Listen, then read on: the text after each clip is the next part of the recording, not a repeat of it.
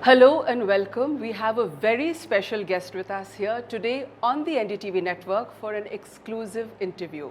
It's the second lady of the United States, Miss Usha Vance.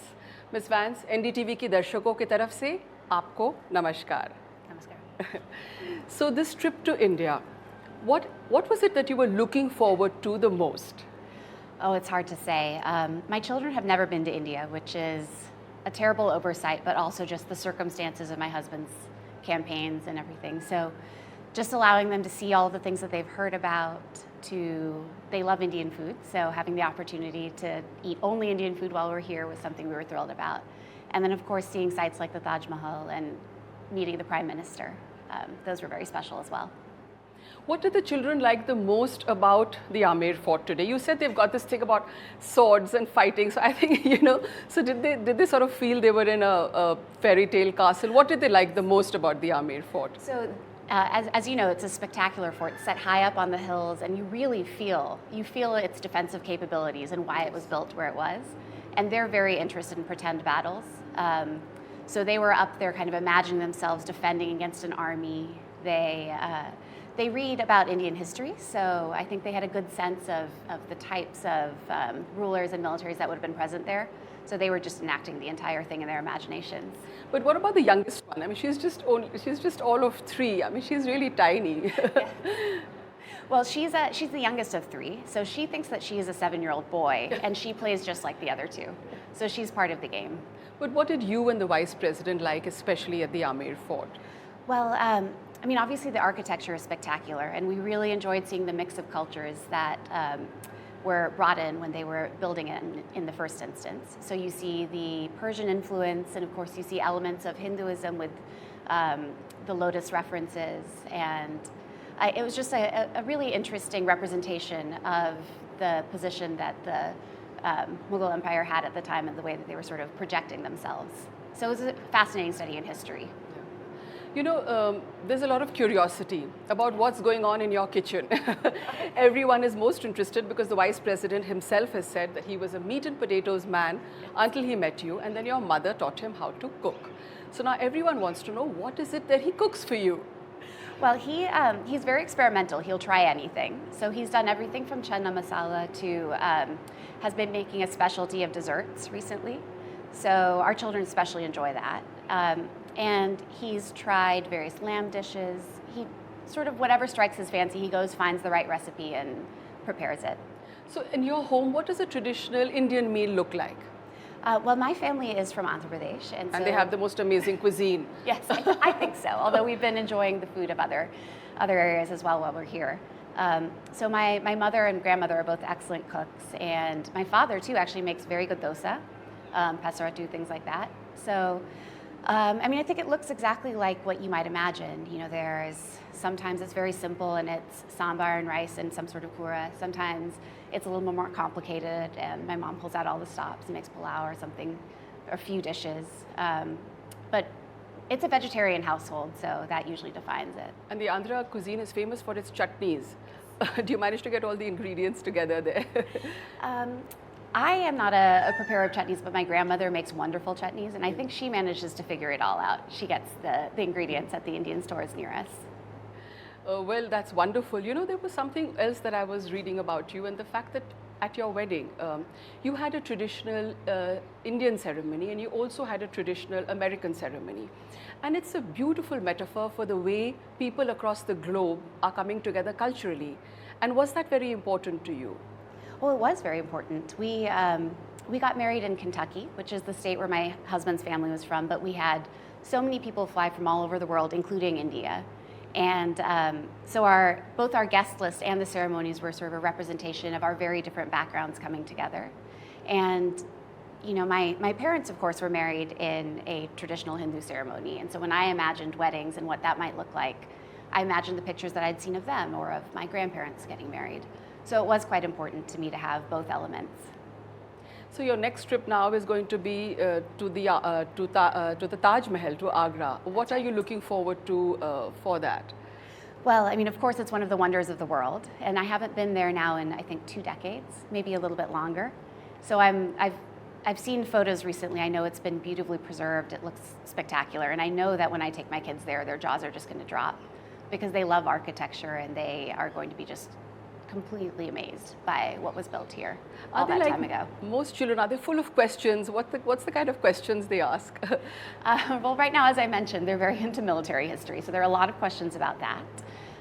But my children are also, this is maybe not specific to the Taj Mahal, but they're very interested in the Mahabharata and the Ramayana and stories like that. So they have lots of questions about that, and they're always looking for references everywhere they go.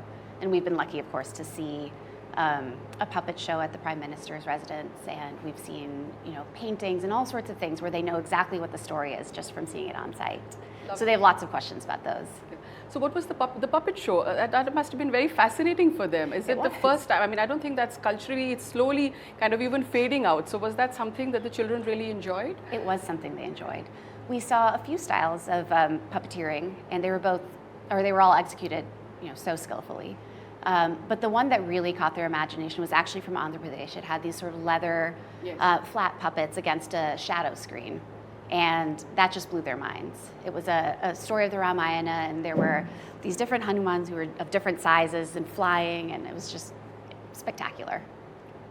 When you came, you were looking forward to coming to India, a lot of people said, and interpreted it as a sort of the children coming back to their cultural roots. In that sense, is this, because it's a part leisure trip and it's part, of course, there's an official aspect to it also. But was that important to you?